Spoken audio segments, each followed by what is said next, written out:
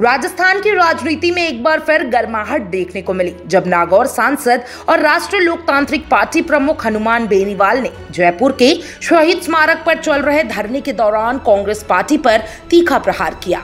यह धरना राजस्थान पुलिस की एसआई भर्ती परीक्षा को रद्द कराने की मांग को लेकर चल रहा है, लेकिन इस मौके पर राजनीतिक रूप से भुनाते हुए बेनीवाल ने कांग्रेस पर आंतरिक खींचातानी, नेतृत्व संघर्ष और पुराने गठबंधनों पर कई तलखे और व्यंग्यात्मक टिप्पणी की है।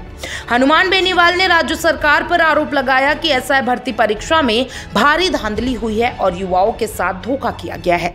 उन्होंने इस परीक्षा को रद्द करने की मांग की और इसके समर्थन में धरने का नेतृत्व किया। उन्होंने कहा, यदि परीक्षा में पारदर्शिता नहीं रही तो युवाओं के भविष्य के साथ खिलवाड़ होगा और इसके लिए सरकार को जिम्मेदार ठहराना जाना चाहिए।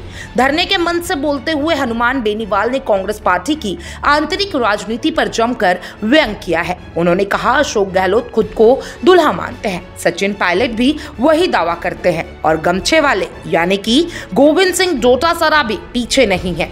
अब कांग्रेस में कोई नहीं जानता कि असली दूल्हा कौन है। बेनीवाल यही नहीं रुके, उन्होंने अपने बयान को लेकर धार देते हुए कहा, जब 5-5 लोग खुद को दूल्हा कहेंगे तो टिकट किससे मिलेगा? 5-5 पति तो द्रौपदी के थे, अब कांग्रेस की हालत भी वैसे ही हो गई है। यह बयान सुनकर वहां मौजूदा लोगों में जोरदार ठहाके गूंज उठे। यह कांग्रेस के नेतृत्व संघर्ष पर एक स्पष्ट और करारा व्यंग था। बेनीवाल ने कांग्रेस पर यह भी आरोप लगाया कि जब आरएलपी और कांग्रेस के बीच पहले गठबंधन हुआ था तब कांग्रेस ने केवल दिखावे के लिए साथ निभाने का नाटक किया था।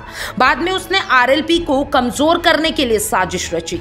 उन्होंने स्पष्ट रूप से कहा, कांग्रेस ने गठबंधन का केवल नाटक किया और पीछे से हमें कमजोर करने की कोशिश की। गहलोत, पायलट और डोटासरा इस साजिश के प्रमुख किरदार रहे हैं। एक टीवी इंटरव्यू में बेनीवाल ने यह दावा किया है कि कांग्रेस ने उनके भाई उमेदाराम बेनीवाल को अपनी पार्टी में शामिल करने का प्रयास कर उन्हें व्यक्तिगत और राजनीतिक रूप से कमजोर करने की कोशिश की।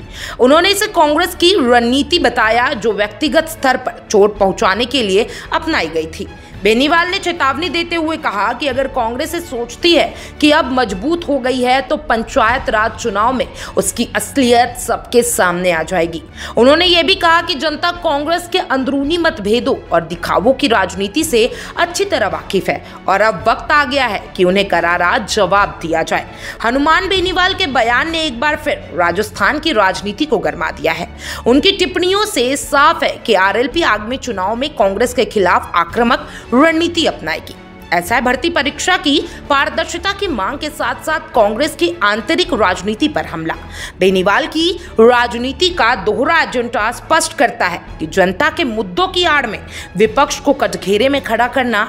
यह देखना दिलचस्प होगा कि कांग्रेस इस राजनीति वार का क्या जवाब देती है। तमाम इस अपडेट्स के लिए चैनल फॉर न्यूज राजस्थान के साथ बने रहे।